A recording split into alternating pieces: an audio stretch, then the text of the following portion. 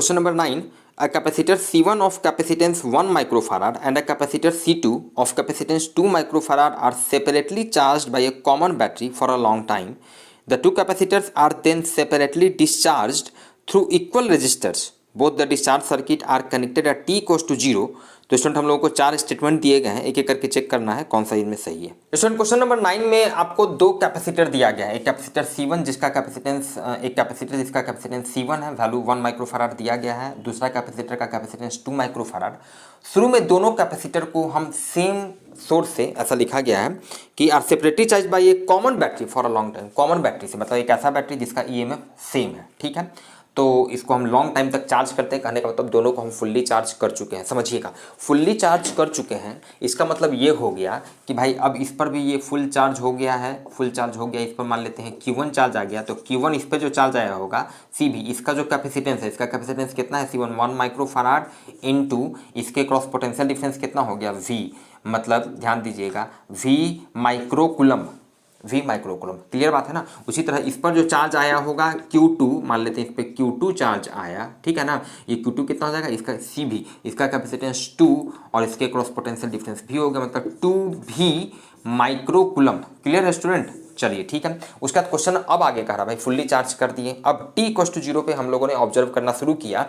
तो क्या करते हैं कि t इक्वल्स टू 0 पे ये पहला जो कैपेसिटर है जिसका कैपेसिटेंस C1 है, इसको भी हम दोनों को सेम रजिस्टर मतलब सेम रेजिस्टेंस के क्रॉस कनेक्ट करके हम डिस्चार्ज करना शुरू करते हैं। डिस्चार्ज करना शुरू करते हैं तब अब 4 स्टेटमेंट दिया गया है, चेक करते हैं कि करके कौन सा सही है। पहले स्टेटमेंट में कह रहा है कि the current in each of the two discharging circuits is 0 at t equals to 0।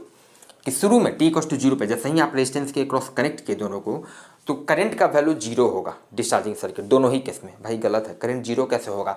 आप जैसे चूंकि फुल्ली चार्ज है, जैसे ही आप कनेक्ट किए ना, तो इससे करंट फ्लो होने लगेगा।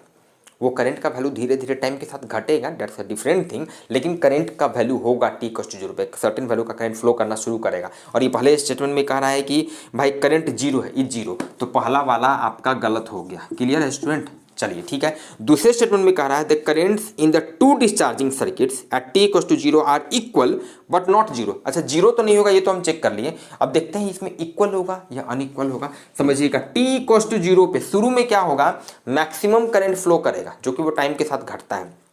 याद कीजिए डिस्चार्जिंग सर्किट के लिए करंट का क्या एक्सप्रेशन होता था, I equals to I naught e to the power minus T by tau RC, T by RC time constant होता है। चलिए यहाँ पे हम टाइम कांस्टेंट इन जनरल लिख देते हैं। समझिएगा, कोई भी डिस्चार्जिंग सर्किट है तो उससे करंट टाइम के साथ इस तरह से चेंज होता है, जहाँ पे ये I नॉट जो होता है यही मैक्सिमम करंट होता है, करंट का मैक्सिमम वैल्यू होता है, जो कि t इक्वल्स टू 0 पे होता है। देखिए t इक्वल्स टू 0 जब रखिएगा तब I का वैल्यू I नॉट के बराबर हो जाएगा, मतलब ये मैक्सिमम वैल्यू हो गया। इसी वैल्यू के बारे में पूछ रहा है, चूंकि t इक्वल्स टू 0 का बात कर रहा है। ये मैक्सिमम जो वैल्यू होता है इसका वैल्यू भी कितना होता है ये भी स्टूडेंट हम लोग देख चुके हैं। तो भाई कैपेसिटर के क्रॉस कितना पोटेंशियल डिफरेंस था और उसके क्रॉस जो रेजिस्टेंस आप कनेक्ट किए हैं, तो कैपेसिटर को आप सेम बैटरी से चार्ज किए थे, दोनों के cross potential difference V same था, मतलब दोनों के cross potential difference V same है। शुरू में दोनों को सेम रेजिस्टेंस से आप डिस्चार्ज करना शुरू किए हैं, R सेम है, मतलब दोनों ही केस में शुरू में जो करंट फ्लो करेगा t इक्वल्स टू 0 पे ये हम सिचुएशन दिखा रहे हैं, कितना होगा V बाई R, और ये भी हो जाएगा V बाई R, मतलब इक्वल होगा और 0 नहीं होगा, जो कि B में कह रहा है कि the currents in the two t equals to 0 are equal but not 0। तो B सही है, इक्वल है लेकिन 0 नहीं है, सही बात है। चलिए इसी में the currents in the two discharging circuits at t equals to 0 are unequal, ये कह रहा है कि इक्वल नहीं होगा t इक्वल्स टू 0। नहीं भाई ये गलत है, अभी तो जस्ट देखें कि इक्वल होगा, जिसका वैल्यू होगा V बाई R के बराबर। यहाँ पे V क्या होगा, बैटरी का ईएमएफ हो गया जिसे आप चार्ज किए थे। क्लियर है स्टूडेंट। चलिए डी वाले स्टेटमेंट में कह रहा है C1 loses 50% of its initial charge sooner than C2 loses 50% of its initial charge. देखिए स्टूडेंट, अब इस चीज़ को आप दो तरीके से समझ सकते हैं। पहला तो जब भी इस तरह का सिचुएशन आए कि कौन पहले डिस्चार्ज होगा, कौन पहले चार्ज होगा, या लाइक इस तरह का बात हो, तो हमेशा आप टाइम कांस्टेंट पे ध्यान दीजिए। टाइम कांस्टेंट से आपको जल्दी आप सॉल्व करेंगे। देखिए पहले वाले सर्किट का अगर हम बात करें तो इसका जो टाइम कांस्टेंट है इसको हम T1 लिखते हैं। T1 इक्वल टू क्या होता है, RC, ठीक है। तो ये 1 माइक्रोफैराड है, इसका वैल्यू भाई दिया हुआ है, ये 2 माइक्रोफैराड, ये क्वेश्चन में आपको दिया हुआ है, ठीक है, समझिएगा। तो इसका टाइम कांस्टेंट हो गया RC, तो R इंटू ये C1 कितना है 1 माइक्रोफैराड, तो 1 मतलब ये R माइक्रो सेकेंड।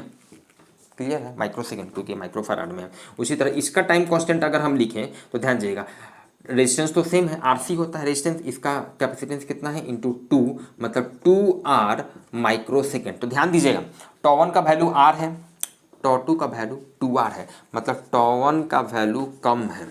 मतलब कि ये पहले वाले केस के लिए, ये जो कैपेसिटी का कैपेसिटेंस C1 है, उस केस में इसका जो आपका टाइम कांस्टेंट है वो कम है। टाइम कांस्टेंट कम है कहने का मतलब है वो जल्दी डिस्चार्ज होगा। डिस्चार्जिंग है तो टाइम कांस्टेंट कम है, टाइम कांस्टेंट कम मतलब वो डिस्चार्ज जल्दी होगा। ध्यान रखिएगा, टाइम कांस्टेंट कम का मतलब डिस्चार्ज फास्ट होगा, फास्ट डिस्चार्ज होगा। क्लियर है? इसका मतलब है कि 50% चार्ज का बात कर रहा है तो C1 वाला 50% जल्दी लूज करेगा, जल्दी उसका 50% चार्ज डिस्चार्ज हो जाएगा।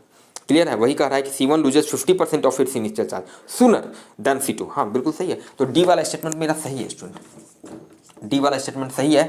आप इसको मैथमेटिकली दूसरे तरीके से, जो कि आप सॉल्व करके आप देखेंगे दूसरे तरीके से आप कैसे, तो भाई डिस्चार्जिंग के केस में Q equal to Q naught e to the power minus T by tau, यही ना होता है रिलेशन।